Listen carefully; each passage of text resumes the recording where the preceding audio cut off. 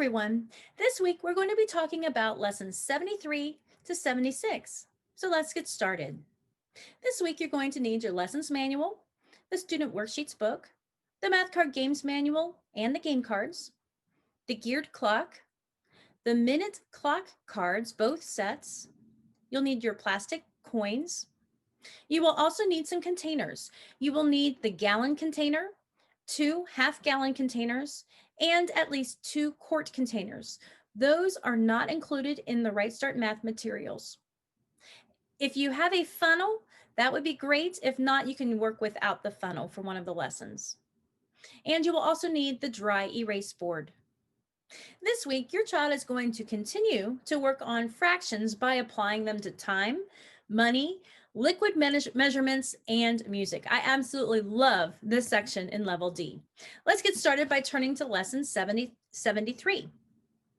The warm-up section will review perimeter and area.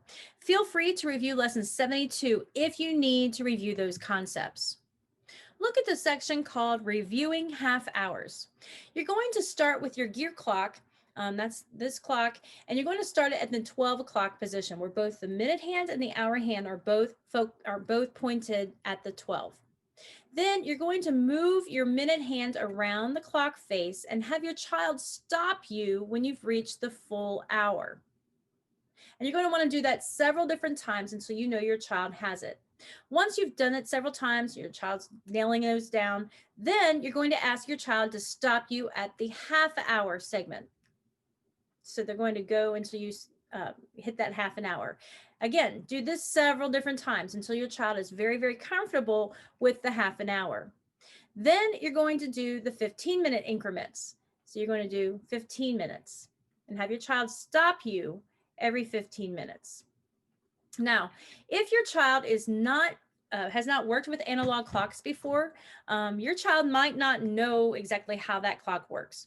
Now, when I introduced clocks to my kids in the lower levels of Right Start Math, we actually used our arms as the clock to work on whole, half, and quarter. So you may want to do that as well. And it kind of looks something like this. We would put our hands over our head, and we would actually stand up, but we put our hands over our head, and I would have my kids do a full circle. So my kids would actually use their hand and do the full circle. Then we would I want them to do half of a circle. So I would have them do half, and they would go into the halfway mark, and then another half and finish it up.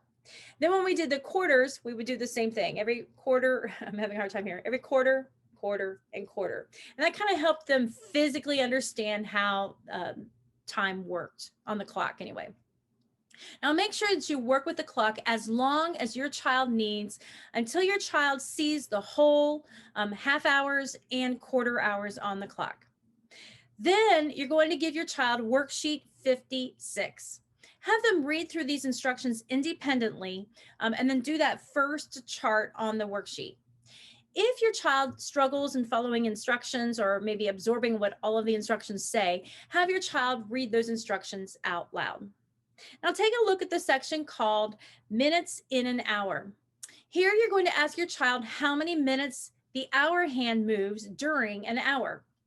Now, if your child does not know, you can use the clock and work on their multiples of 5 at the same time by counting by 5. So this would be 5, 10, 15, 20, 25, 30, 35, 40, 45, 50, 55, 60. So there's 60 minutes in an hour. Then you're going to ask your child how many minutes are in a half an hour. And at this point, your child knows how many minutes are in a full hour, 60. So how many minutes are in a half an hour, which is half of 60, which is 30. Then how many minutes are in a quarter of an hour, which is half of 30, which is 15. So as opposed to having your child count how many minutes are in that section, have them calculate them. If your child does not know those numbers, review numerous times throughout the day so your child knows that half an hour is 30 minutes and that a quarter an hour is 15 minutes. Once they finish that section, go ahead and have your child complete the second chart of the worksheet. When they finished that chart, go ahead and discuss their answers and make sure they have them correct. Now on the top of the second page of the lesson, you're going to ask your child a number of questions about time and fractions.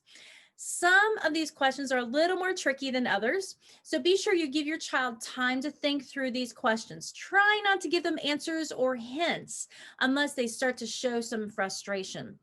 Let them use the time fraction chart that they filled out on the top of the worksheet as necessary. Look at the section called Quarter Hour Later Memory Game. This game is written specifically for this lesson. What you're going to want to do is pull out your clock cards, and that's these cards here, the small yellow and the small orange cards. You're going to want to pull out the minute cards, but not the hour cards. So pull these out. You're not going to need these hour cards for this game. Make sure you shuffle each deck separately, then give them to your child. Your child is going to lay each card face down. So they're scattered among the floor face down. Keep them separated in two different colors.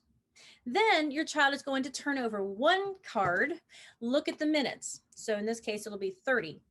And then they're going to say the time, 30, and 15 minutes later is 45. So they're going to say 45. And then they're going to look for the card that has the 45. Once your child finds the card with the correct minutes, both cards are collected and the child goes again. If the card is not found, then both cards are turned back over, face down on the floor, and it is the second player's turn.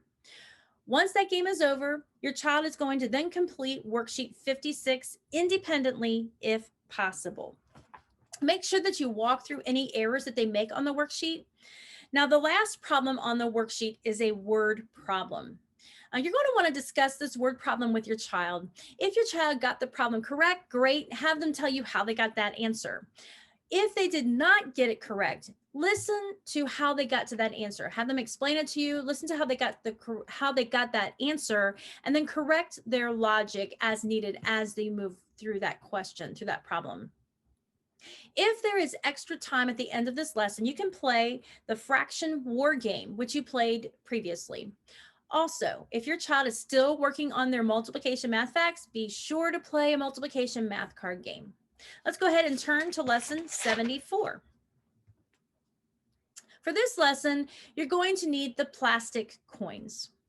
The warm-up section for this lesson is going to be reviewing time and fraction that you covered in lesson 73. Go ahead and review lesson 73 as you need to.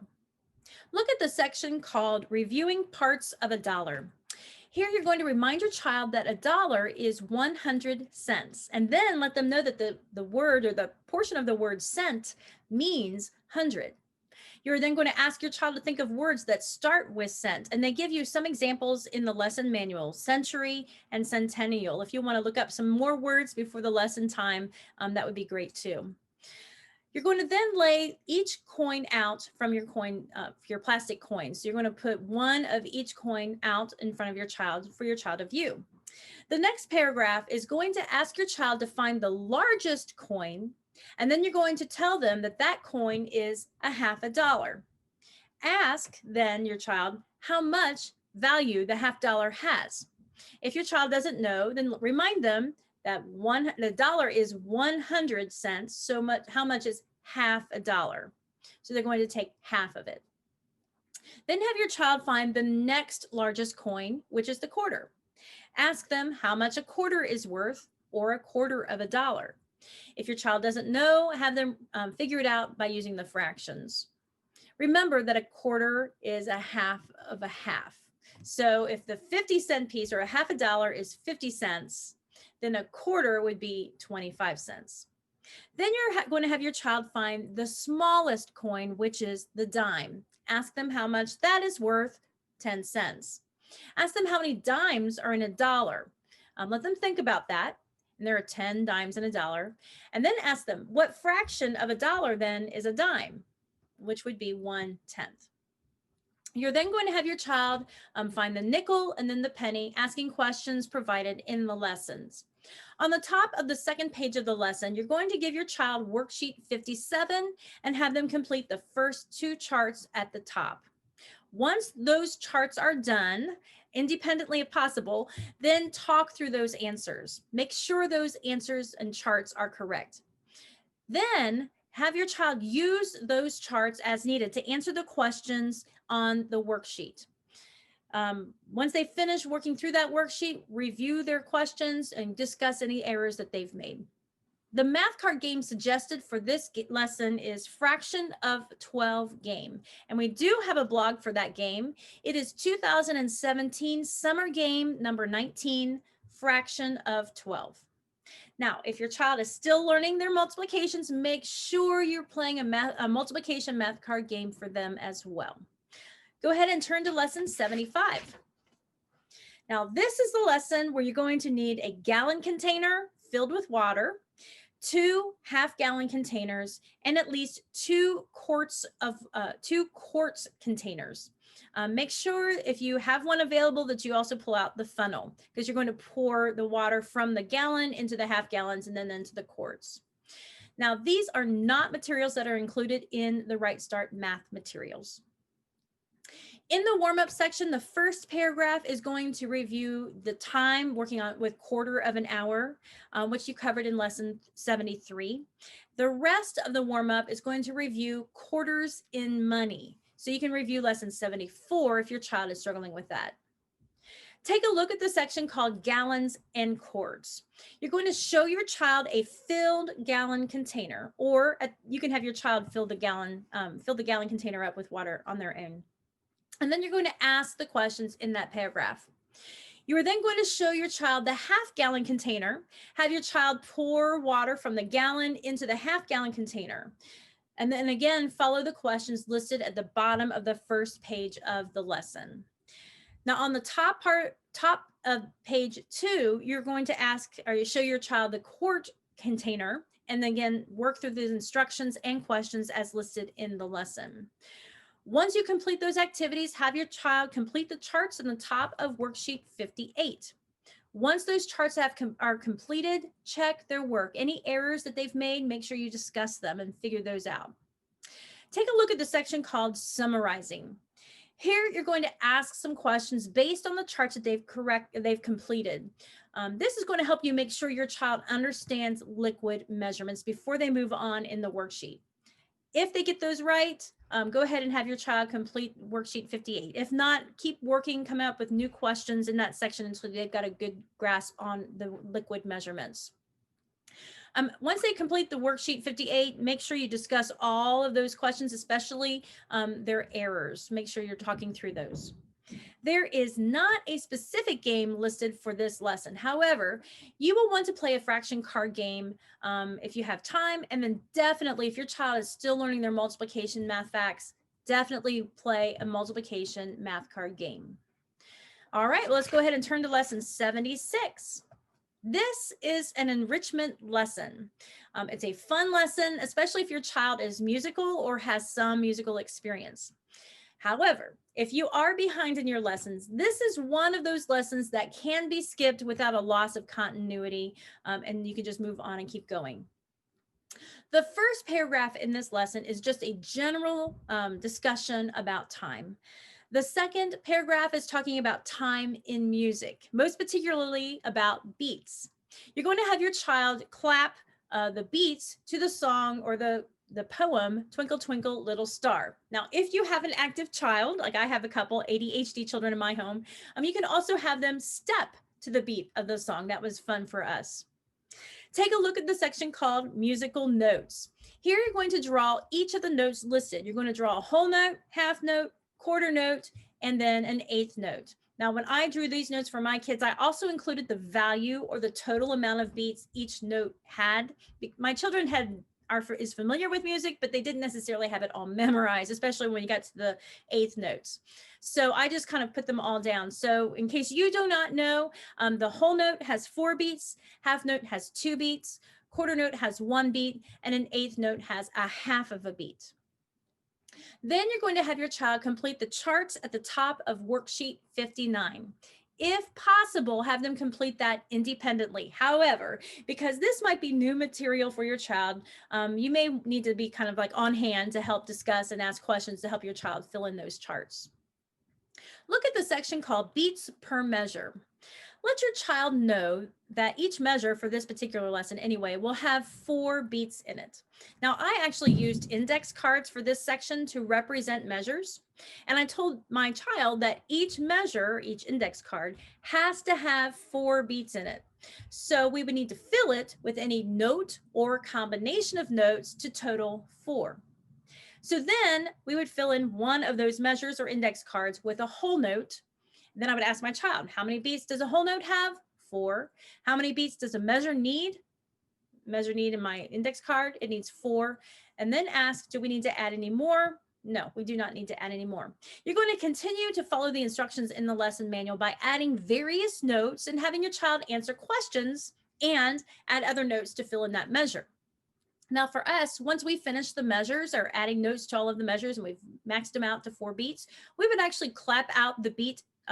We would actually clap out the measure to the beat. So for example, if you look at the middle of the second page of the lesson, you will see a half note, quarter note, quarter note. We would actually clap that and we would go 1, 2, 3, 4, just so it kind of embeds that into my child's mind a little bit better. Now, if your child knows music well, you can build more complex rhythmic patterns and then have your child clap that rhythm. Then you're going to have your child, once they're finished with that section, that activity, complete worksheet 59 independently if possible. And you may even want to clap out the rhythms when you're done. The suggested math card game for this lesson is again the fraction of 12 game. As always, if your child is still working on their multiplication math facts, you definitely want to include a multiplication math card game for them as well. Well, that's it for the week. If you have any questions or concerns about a lesson, or if your child is struggling with something, give us a call or email us. We are here to help. I look forward to seeing you next week as we cover lessons 77 through 80. Have a great week, everybody.